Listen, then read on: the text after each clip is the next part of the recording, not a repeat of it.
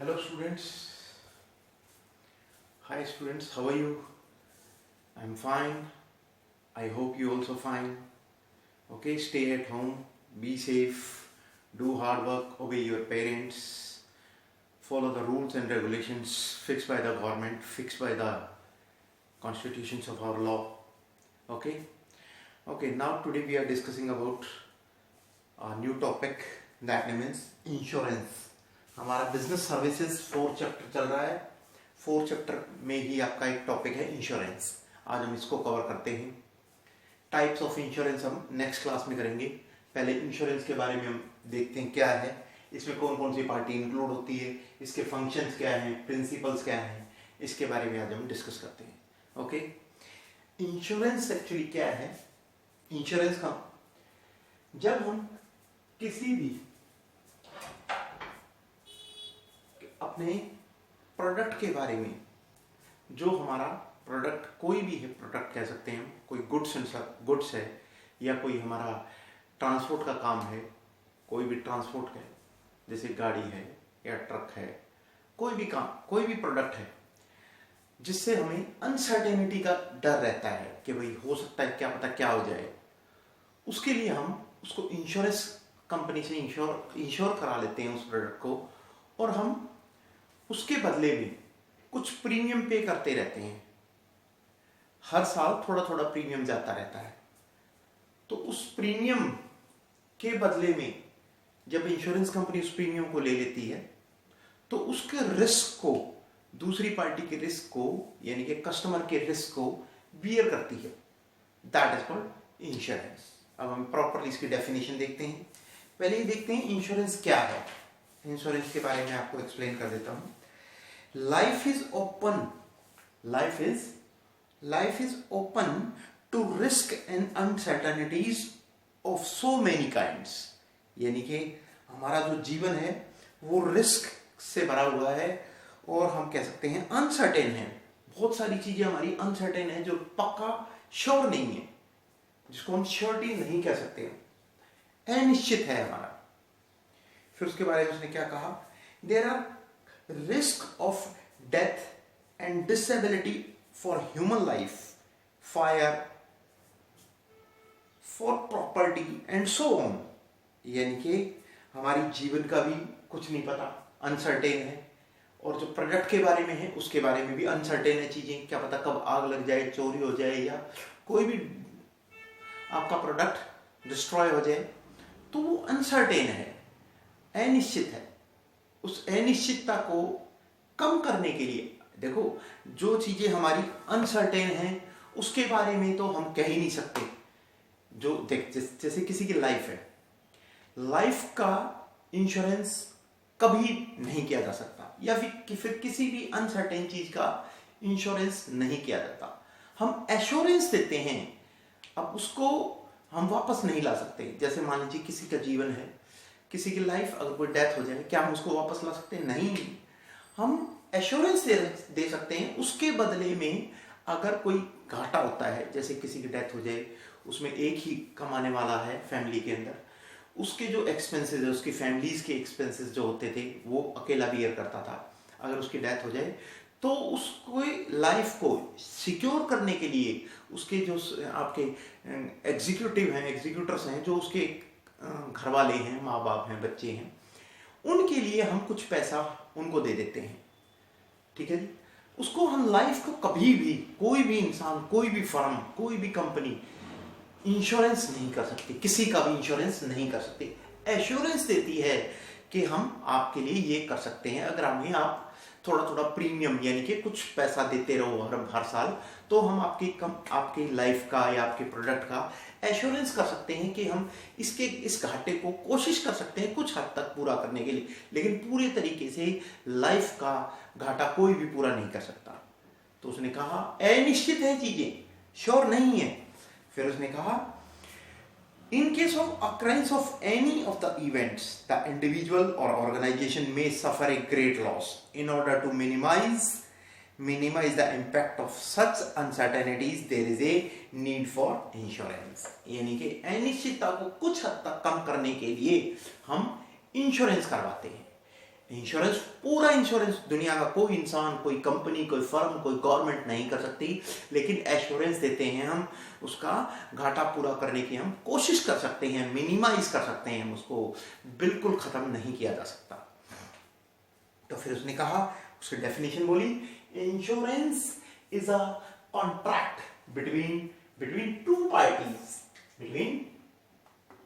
between two parties whereby one party agrees to cover the loss suffered by the other party for a consideration of some money known as premium। यानी कि जब हम कभी भी insurance कराते हैं, कम से कम दो पार्टियां होनी चाहिए, इंश्योरेंस की कंपनी और इंश्योरर, जो भी इंश्योर करवाता है अपनी चीजें, पर्सन और इंश्योरेंस कंपनी, दो पार्टियां एटलीस्ट होनी चाहिए। उसके बाद उसने कहा जो भी उसका लॉस होता है उसको कवर, कुछ हद तक कवर किया जा सकता है, और उसके बदले हम कुछ पैसा पे करते हैं, उसको कहते हैं प्रीमियम। अब इसमें तीन पार्टियां इंक्लूड होती हैं, इंश्योर्ड और इंश्योरेंस पॉलिसी। यानी कि पहला इंश्योरेंस कंपनी, उसने इंश्योरेंस कंपनी के बारे में क्या कहा, the party which promises to indemnify the loss is called insurer. जो कंपनी, जो पार्टी वादा करती है कि मैं आपके प्रोडक्ट का बीमा करूंगी या करूंगा, उसको क्या कहते हैं, इंश्योरेंस कंपनी कहते हैं। दूसरा इंश्योर्ड में क्या इंक्लूड किया गया, द पर्सन्स और the property subject to risk is called insured. जो प्रॉपर्टी जिसके बारे में हम अपना डरते हैं, जिसकी हम इंश्योरेंस कराते हैं, जिस भी प्रॉपर्टी की, that is called insured. Third party insurance policy. Third party, third point कौन सा होता है इसके अंदर जो इंक्लूड माना जाएगा, insurance policy. The agreement providing for insurance is called insurance policy. जो दोनों पार्टियां ये इंश्योरेंस में बन जाती हैं, एक एग्रीमेंट में बन जाती हैं, तो उसको क्या कहते हैं, इंश्योरेंस पॉलिसी। इसमें तीन पॉइंट्स को इंक्लूड किया गया। पहले हमने इसकी डेफिनेशन देखी, फिर हमने इसके तीन पॉइंट्स को इंक्लूड किया है। अब देखते हैं इसके बारे में नेक्स्ट पॉइंट। फिर उसने कहा functions of insurance, functions of insurance. फिर उसने कहा the various functions performed by the insurance are. ये फंक्शंस उसके अंदर इंक्लूड किए जाते हैं इंश्योरेंस के अंदर। पहला, नंबर वन, प्रोवाइडिंग सर्टेनिटी, यानी कि insurance can not remove the uncertainty involved in the business. यानी कि कहता है इंश्योरेंस कंपनी कभी भी अनसर्टेनिटी को खत्म नहीं कर सकती, अनसर्टेनिटी को नहीं बता सकती, अनसर्टेनिटी को कवर नहीं कर सकती, लेकिन उसके सर्टेन होने के जो चांसेस हैं उसको कवर कर सकती है। जैसे फॉर एग्जांपल मान लीजिए आपका गुड्स, आपकी फैक्ट्री के साथ वाली फैक्ट्री, अगर हम फॉर एग्जांपल ये देखें, आपकी जो कोई भी पेपर मिल है, पेपर की कोई कंपनी बनाती है, पेपर बनाती है आपकी कंपनी, और आपकी कंपनी के साथ, यानी कि आपकी फैक्ट्री के साथ जो दूसरी फैक्ट्री है वो क्रैकर्स की है, यानी कि पटाखे बनाने वाली है, तो हमें सबसे ज्यादा आपकी पेपर की कंपनी को सबसे ज्यादा किस चीज से खतरा होगा, आग से खतरा होगा, क्योंकि पटाखे बनाने वाली कंपनी साथ वाली है, और आग से सबसे ज्यादा आपकी कंपनी को खतरा हो सकता है। तो आग से या पानी से, या क्योंकि पानी थोड़ा सा लगा तो पेपर सारा खराब हो जाएगा या आग लग जाए, तो हम उसको इंश्योरेंस कंपनी को कहेंगे कि हमारा फायर से हमें डर है, आप हमारा फायर से रिलेटेड हमारा इंश्योरेंस कर दीजिए कि आग लग जाए। तो कंपनी कहेगी हम, आप जो सर्टेन होने वाली चीजें हैं, मे बी आग लग जाए, तो हम उसकी रिकवरी कर सकते हैं, अनसर्टेनिटी की नहीं कर। अनसर्टेनिटी तो कुछ भी हो सकता है, अनसर्टेन तो, लेकिन अगर फायर से रिलेटेड आपने इंश्योरेंस कराया है तो आपको फायर से रिलेटेड, अगर आपका माल जल जाता है तो आपको पैसा मिलेगा। फिर पहली बात उसने क्या कहा, providing certainty, however it provides certainty of payment for the risk of loss. The insurer charges premium for providing the certainty. उसका चार्ज किस रूप में चार्ज करता है इंश्योरेंस कंपनी, प्रीमियम के रूप में चार्ज करती है। Second point we are discussing protection. Protection means insurance company आपके प्रोडक्ट की प्रोटेक्शन करती है, आपके प्रोडक्ट को प्रोटेक्शन देती है। ओके, आपके प्रोडक्ट को प्रोटेक्शन देती है insurance company. Protection means number 2 protection. Protection क्या कहेंगे हम? Insurance cannot stop the happening of a risk. However, it gives protection against risk of a problem loss that may arises due to happening of an uncertain event like fire, theft, natural calamities, यानी कि fire, theft, इन चीजों से, या natural calamity, सूखा, बाढ़, कुछ भी आ जाए, कुछ भी हो जाए नेचुरल, उनसे हमें क्या देती है? प्रोटेक्शन देती है। कौन देती है? Insurance company. Now next point we are discussing risk sharing, यानी कि जो भी हमारा रिस्क होता है उसको शेयर करती है, उसके वजन, हमारा जो भी रिस्क है उसको बियर करती है कौन? इंश्योरेंस कंपनी रिस्क बियर करती है। Insurance is an arrangement in which large number of people who are exposed to the same risk contribute to a fund maintained by the insurance company, यानी कि insurance company के द्वारा maintain किया जाता है। Now next point, the premium paid by all of them is pooled, and in case of loss to any person, the compensation is paid to him out of such fund. Thus, by insurance, risk is shared by the large number of people, यानी कि कोई भी पैसा हम लगाते हैं, जैसे insurance company को आप क्या देते हो? प्रीमियम देते हो हर साल थोड़ा थोड़ा। वो कंपनी क्या करेगी? इंश्योरेंस कंपनी आपके पैसे को कहीं और लगा देगी, कहीं और इन्वेस्ट कर देगी, और इन्वेस्ट करके उनसे थोड़ा थोड़ा पैसा, कमीशन, इंटरेस्ट जो भी लेना होगा कमाएगी, और उसके बदले आपके प्रोडक्ट की रिकवरी करेगी। तो उसने कहा रिस्क शेयरिंग, यानी कि आपके बहुत सारे लोगों का, बहुत सारे जो आपके इंश्योरेंस कराते हैं पीपल, उन सब का रिस्क शेयर करती है कौन? Insurance company. Now next point, assist in capital formation. Assist in capital formation. The fund collects by the insurance company in the form of premium are invested by them in various income generation schemes. It leads to capital formation in the company.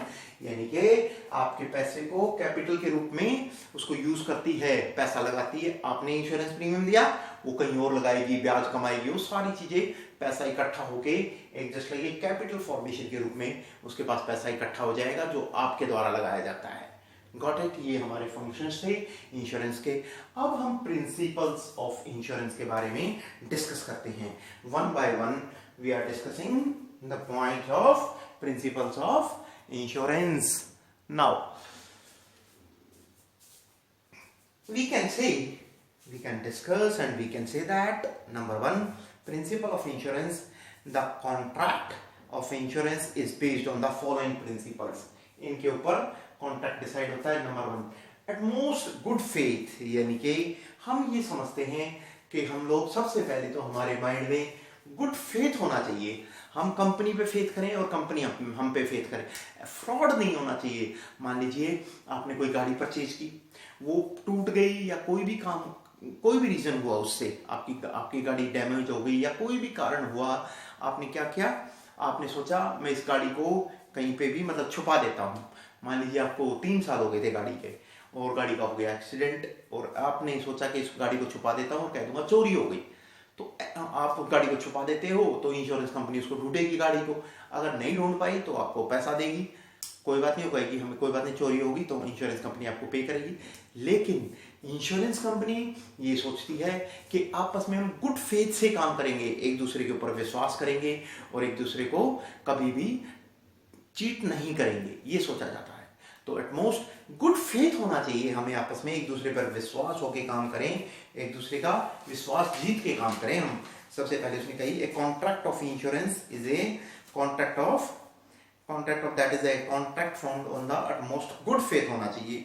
Both the parties, the insurer and insured, should display good faith towards each other in regard to the contract. जब भी हम contract में बनते हैं, एक contract बनाते हैं, तो पार्टियों के बीच में गुड फेथ यानी कि एक दूसरे के ऊपर विश्वास होना चाहिए, सबसे पहली बात।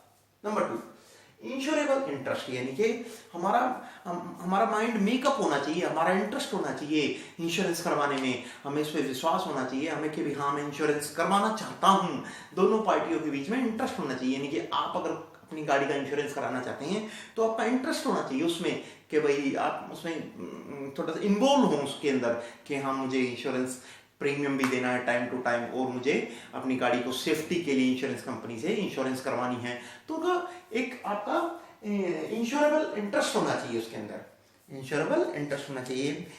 जैसे मतलब आपका उसके जैसे इंटरेस्ट होना चाहिए। फिर उसके बाद जैसे आप जब भी पैसा देते हैं कंपनी को, कंपनी आपको इंश्योरेंस कंपनी आपके पैसे को कहीं और इन्वेस्ट कर देती है, ब्याज कमाती है।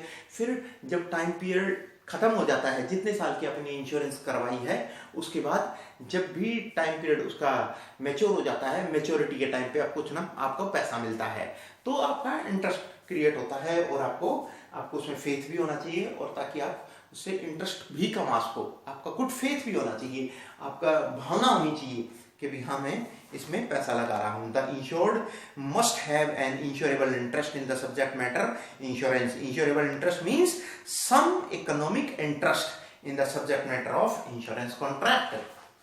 Now next point we are discussing indemnity, यानी कि जो भी हमारी इंडेमिनिटी लॉस हो रहा है उससे हमें उस हानि से हमें इंश्योरेंस कंपनी हमें बचा लेगी, यानी कि हानि से हमें सुरक्षा मिलेगी। वो क्या है वो देखते हैं इस पॉइंट को। The term indemnity means security against loss, जो भी लॉस होगा उससे आपको सिक्योरिटी दिलवाएगी कौन? इंश्योरेंस कंपनी आपको सिक्योरिटी देगी। फिर उसने क्या कहा, the purpose of this principle is to put the insured in the event of loss in the same position that he occupied immediately before the happening of the event. It means the insured is entitled to recover the extent of the loss suffered by him up to the limit of the amount covered by the policy, यानी कि जितने तक की policy है उसमें से आपको कुछ ना कुछ आपको जितने की, मान लीजिए 10 लाख की पॉलिसी है, 10 लाख तक के अमाउंट का आपको इंश्योरेंस मिलेगा, आपको सुरक्षा मिलेगी 10 लाख तक का, जितने का भी आप कराएंगे बीमा। लोग करोड़ों तक का कराते हैं। अमिताभ बच्चन का 600 करोड़ का एक बार इन्होंने इंश्योरेंस करवाया था अपनी लाइफ का, लेकिन एक कंपनी अकेले उनका इंश्योरेंस नहीं कर पाई, तो मिलके कई कंपनियों ने इनका इंश्योरेंस किया था। इंश्योरेंस कितने का ही किया जा सकता है, आपके ऊपर डिपेंड है, आपकी it's depend on your pocket. Okay, now next point, fourth point, proximate cause. इसने कहा प्रॉक्सिमेट कॉज क्या होता है? फॉर एग्जाम्पल, मैं पहले एक एग्जाम्पल दे देता हूँ, फिर उसके बाद आप डिसाइड कीजिएगा। जैसे फॉर एग्जाम्पल आपने अपने प्रोडक्ट का इंश्योरेंस कराया है फायर से, फॉर एग्जाम्पल आग से आपने इंश्योरेंस करा लिया अपने प्रोडक्ट का, और मान लीजिए आपका कोई भी जैसे बुक्स का बिजनेस है, बुक्स का आपने उसको फायर से इंश्योरेंस करा लिया।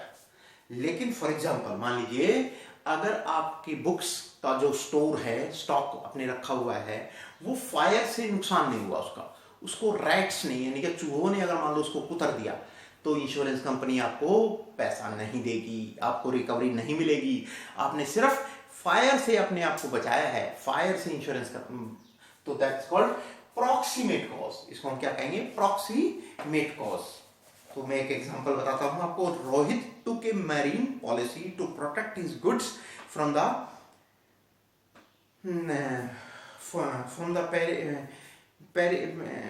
रोहित ने इंश्योरेंस पॉलिसी करवाई एक गुड्स की, जो हम ये कह सकते हैं कि भाई गुड्स ऑफ फायर से आपने इसकी पॉलिसी करवाई, लेकिन उसने क्या कहा, रैट ने उनके उस सामान को कुतर दिया, तो लेकिन वो उनको पॉलिसी का पैसा नहीं मिलेगा, क्योंकि सिर्फ रैट से उसने सिर्फ फायर से इंश्योरेंस करवाया है, फायर से अपने आप को बचाया है, तो फायर के टाइम पे ही उसको पैसा मिल पाएगा। नंबर 5, कंट्रीब्यूशन और लास्ट पॉइंट है मिटिगेशन। पहले हम कंट्रीब्यूशन देखते हैं। कंट्रीब्यूशन का एक एग्जांपल देखते हैं, उसके बाद हम डिसाइड करते हैं नेक्स्ट पॉइंट। हाँ जी, जैसे फॉर एग्जाम्पल कंट्रीब्यूशन में उसने क्या कहा, Harish insures his house 2 lakh रुपए का। हरीश ने 2 लाख रुपए का अपने घर का इंश्योरेंस करवाया विद इंश्योरर एक्स से करवाया, for rupees 4 lakh with insurer Y. फिर उसने कहा Harish incurs a loss rupees for 2,50,000 ले लो। Now liability of X and Y will be calculated. कैसे कहेंगे? फॉर मान लीजिए आपने टोटल सम इंश्योर्ड था आपका 6 लाख रुपए का, फॉर एग्जांपल सम इंश्योर्ड था 6। मैं एक एग्जांपल आपको इजी देता हूं। मान लीजिए आपका इंश्योरेंस अमाउंट है 10 लाख रुपए, पॉलिसी का अमाउंट, और आपका मान लीजिए आपकी कपड़ों का बिजनेस है, आपने शोरूम खोला, कपड़ों का बिजनेस है, और उसका इंश्योरेंस करा लिया 10 लाख रुपए का। इंश्योरेंस की पॉलिसी का अमाउंट कितना है? 10 लाख रुपए। लेकिन और आग लग गई शोरूम में, उस शोरूम में आग लग गई और माल जल गया 30%, यानी कि 3 लाख का माल जल गया, 7 लाख का बच गया। कंपनी क्या कहेगी?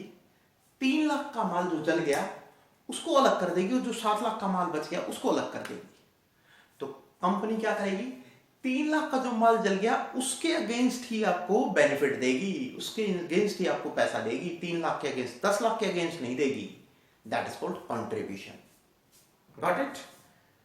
और इसमें एक एग्जांपल मैं आपको बता देता हूं। According to this principle, insurer who has paid the claim amount under the insurance policy has a right to recover the proportionate contribution from the other insurer.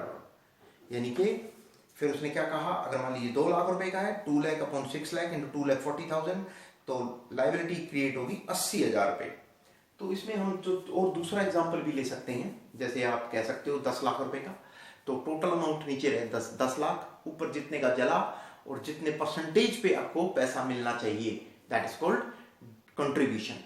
कितना आपने कंट्रीब्यूट किया था और कितना आपको पैसा रिकवर होना चाहिए, ये इंश्योरेंस कंपनी डिसाइड करेगी। जैसे एक और एग्जांपल, आपकी बाइक चलाते हैं, बाइक कहीं पे लग गई, उसका वाइजर आगे का टूट गया, तो इंश्योरेंस कंपनी आपको पूरी बाइक का पैसा थोड़ा ना देगी, जो टूट गया जो पोर्शन उसको अलग निकाल देगी और उतना ही कंट्रीब्यूट करेगी जितना आपका ब्रेक डाउन हुआ है, जितना आपका टूटा है उतना ही इंश्योरेंस कंपनी देगी आपको पैसा। That is called contribution. Now next one, mitigation. Mitigation में आप कह सकते हैं, according to this principle, it is the duty of the insured to take reasonable steps to minimise the loss और damage to the insured property. Mitigation में हम ये सोचते हैं कि शांति के साथ काम किया जाए, फेथ के साथ काम किया जाए। आपने मान लीजिए आग लग गई आपकी फैक्ट्री में, और ये दिखाना है आपको कि आपने आग बुझाने की पूरी कोशिश की है, आग पर काबू पाने के लिए आपने पूरी कोशिश की है।